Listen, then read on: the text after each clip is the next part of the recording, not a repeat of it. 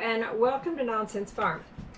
It is Wednesday. It's the day that I do not go into my office job, and so I am out here on the farm. My plan today was to get through all of the bees. I'm still hopeful that that's what's going to happen, but it's very cloudy, and bees get a little grumpy when it's cloudy, and I'll be by myself, so I'd really just assume the bees not be terribly grumpy. And so I decided to spend this morning in the camper. Now, I've been redoing this camper forever, you know, painting and improving things about it and whatnot. And I'm just tired of looking like I'm over there. I've got just tools and everything sitting there, and I'm just ready to finish it up and only have pretty things be visible in the camper. So I thought I would get some work done painting things white. That's a lot of what I'm doing in here, is painting things white. So while I'm painting, I thought I would talk to you about fence energizers. So here on Nonsense Farm, we are big believers in rotational grazing, and fence energizers make that possible. Now, in order to have a fence energizer, obviously you need to have a source of power. So there are fence energizers that you plug in, and there are also solar ones. And I have had quite the process nailing down what works for me. So I thought I would share it with you in case it helps anybody. Also, throughout this video, as you're watching me paint, I know the OCD among you are thinking to yourself, what is she doing? So feel free to make all kinds of comments about my painting technique in the comments. So, fence energizers. There are solar ones and there are plug-in ones. Obviously, in a lot of applications, solar is going to be the only option because you're out in fields and you don't have anywhere to plug them in. Oops. See? Painting technique. There we go. So my first Energizer was the Solar IntelliShock 60 Energizer from Premier One. Now, Premier One is a company, a well-known company among homesteaders and farmers. And oh, there's another drip. And the cost for that Energizer was almost $300. And the first one I got, I had trouble with it staying energized. In fact, one night I had a great chicken massacre where I lost, I think it was like 14 chickens all in one night just because the fence would not stay energized. And this was in July in Texas. I mean, it isn't like the Energizer was in the shade or anything.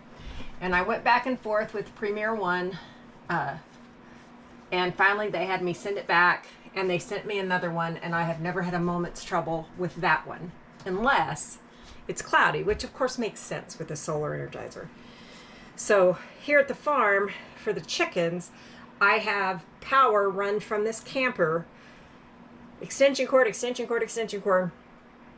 it is plugged into the solar energizer.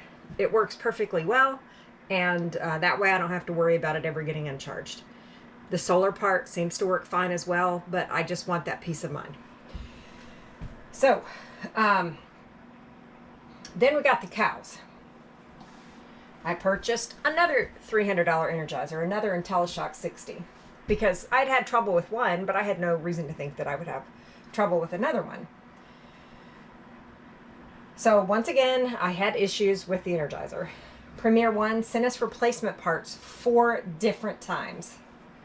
We completely rebuilt the unit twice, and still it just wouldn't work right. In fact, the battery that's inside the solar energizer, at one point it got overheated to the point where it had started, the sides had started to melt, like the sides of the battery had started to melt, and instead of being straight, they were wavy. Finally, I reached out to Premier One and I said, I am done. I'm sending this energizer back to you. You can fix it, you can refund it, you can replace it, whatever you think, but I'm done with this energizer, because we were just having all sorts of trouble. So in the meantime, when I sent it back, I needed to have another Energizer for the cows. So I went up to Tractor Supply, and they have solar Energizers and plug-in Energizers. And I do have access to power at the cow pasture. But the problem is the plug-in Energizers require that they be protected from the weather. So that was the same situation. Also, the plug-in Energizers are less expensive, but them needing to be protected from the weather is the same situation I had when I was trying to protect the junior chickens out here.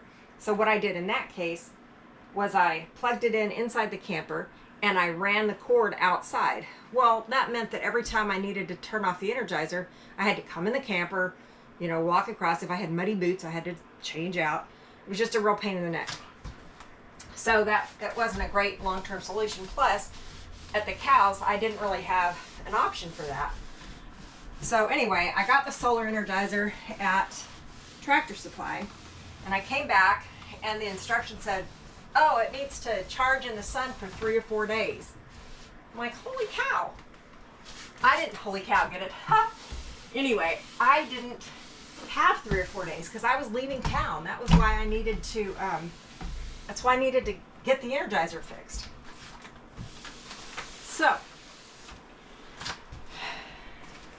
So then, as I was messing with all of this stuff, it occurred to me, I wonder if I could get one of those plug-in Energizers and I could plug it in, run wires to where I could have electricity, and then I could put the Energizer inside of a Lowe's or Home Depot bucket, like in a 5-gallon bucket, and put a lid sealed on top of it and put a little groove in the top for the wire to go in and out.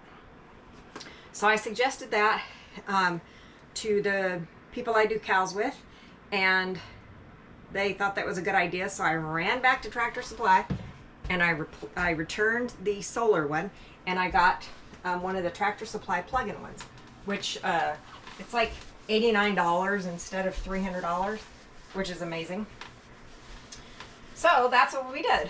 We got a Home Depot bucket, or I guess a Lowe's bucket, and fixed it up, and it has absolutely worked perfectly, and we have never had a moment's trouble with it. So if you are wanting to have an Energizer that can be portable, but you don't want to rely on solar, you might think about this as an option.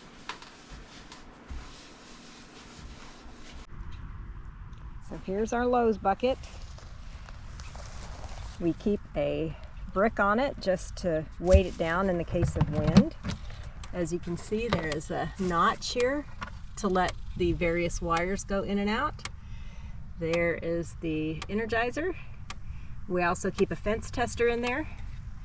You can see the little ground situation there. And we just move it around the pasture.